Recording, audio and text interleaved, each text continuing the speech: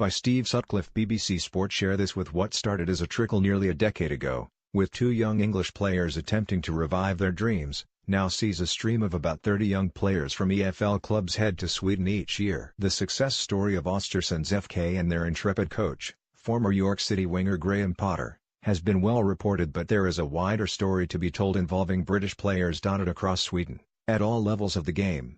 Three of Potter's squad, Jamie Hopcutt, Doug Bergqvist, and Andrew Mills, were all also part of a scheme managed by League Football Education, LFE, to give discarded players a second chance overseas. Funded through Erasmus+, LFE sends players across the North Sea to effectively take up extended trial periods of 12 weeks with Swedish clubs. Remarkably for players discarded by clubs in the UK, over 35% of those that go to Scandinavia have earned professional contracts in the past 5 years. These are players let go by the likes of AFC Wimbledon, Doncaster Rovers, Fleetwood, MK Dons and Wolverhampton Wanderers, to name a few, with LFE estimating that 50 to 60 British players are still out there. The program has prospered so much that LFE recently started a similar initiative in Spain, working with Getafe. Far from being parachuted into Sweden's top divisions and the big city clubs in Stockholm, Malmö or Gothenburg, most have found themselves in more obscure surroundings.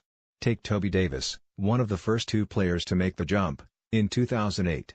He joined Umeå, based in the north of the country and residing in Division 1, the third tier, situated below the Allsvenskan and Superettan. Others have found themselves as far down as Division 6, equivalent to the Avostic Premier League, north and south, located in places where the population totals the hundreds not the thousands. The destination of Atur Hogdal is one striking example. At last count it had less than 600 inhabitants, but it has welcomed 20 players in the past 4 years alone. Remote also applies to IFK, another long-term partner of LFE. The club, based in a village about 20 minutes drive from the Baltic port of Ornsköldsvik, has risen from Division 6 to Division 2 with help from its English imports. The legacy of this particular partnership goes beyond results on the pitch. The construction of a new stand, using local timber, has quadrupled crowds at their tranquil riverside ground in the woods. Accommodation, food bills and travel costs are all covered under the LFE program. But once that ends, players who survive the cull and want to stay in Sweden have to quickly stand on their own 2 feet. With those in the lower leagues typically earning around 700 krona per week, just over £60, many manage to negotiate deals where their clubs pick up the tab for their accommodation and at least one meal per day. When I first moved here, a few of the lads took me out to show me around. We went to a bar and 2 beers and a few soft drinks cost something like £75, says Mills, who found an especially unglamorous way to fund his rise from the Swedish 4th division to the Allsvenskan, the country's top tier. I found a job in a fish factory. It's called surströmming, a type of fermented Baltic sea herring. It's a common fish over here that they have over the summertime, he said. I worked in the factory for 6 months for 2 seasons. I started the day at 5 o'clock in the morning and ended at 4 p.m. and then went training from 6 p.m. to 8 p.m. It can be tough in the lower leagues. Working in the fish factory I was earning about 1,300 krona per week after tax, so it was more than double the money I received playing football. Mills, 24, who comes from Huyton, near Liverpool, has also acclimatized to the norm of sub-zero temperatures. At his last club, Friskavillor, whose ground is on the Baltic coast, conditions regularly fell beyond 20 C. A far cry from the northwest of England. You hear about it back home and think it's cold, he said. Last year I was further north and it was 27 C, but you adapt. It's been life-changing for me. It took a lot to move over to a place I'd never heard of before. Released by Macclesfield Town, Mill's story is one of perseverance and hard work. He is in his 5th year in Sweden and making the most of the opportunity he has been handed. I have loved it and wouldn't change any part of my journey, he added.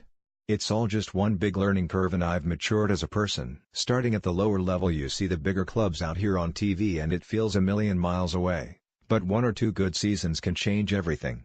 It's crazy. When I first moved over I couldn't speak Swedish and could just about make beans on toast, but you start to enjoy things like that. You have to adapt and cooking is now one of my favorite hobbies. While Mills is to some extent fulfilling his dream, Davis, a former teammate at Friska, is on another page. His football ambitions faded some time ago and the 28-year-old former Plymouth Argyle forward is content leading an altogether different existence as a media sales executive. When I arrived the only thing I knew about Sweden is that their football team played in yellow. There were supposed to be a lot of trees and the women were meant to buy good looking, he said. I joined Umeå, which is basically the 3rd tier of Swedish football. and made a good start as an 18-year-old, scoring 7 goals in my first 8 starts for the club. They obviously thought highly enough of me from that because they gave me a 2-year deal to stay. A change in coach, formation and tactics also led to a change of fortune, however, and Davis dropped down a division to play for Junseliv. I got to around 22 to 23 years old and got a job in a school taking the P lessons, so I had an income from football and full-time employment, he said. I know Andrew Mills, he stank when he worked in the fish factory. It was horrible. No way could I have done that. For the last 12 months I've been selling adverts in Tidningen 7, the main newspaper in Ornskoldsvik. It's like playing semi-professional football back home. You go training in the evening and then get up for work the next day. He has few regrets about how his life has panned out and recently bought an apartment with his girlfriend Lemmy. My situation and life have changed, he said. I love living in Sweden and my quality of life here is better than in England. I met my girlfriend 2.5 years ago and we've made a commitment by buying an apartment together. We both made that decision, so it's not like I can or would want to turn round and say, I've decided to go back to England to do the same thing I can do here.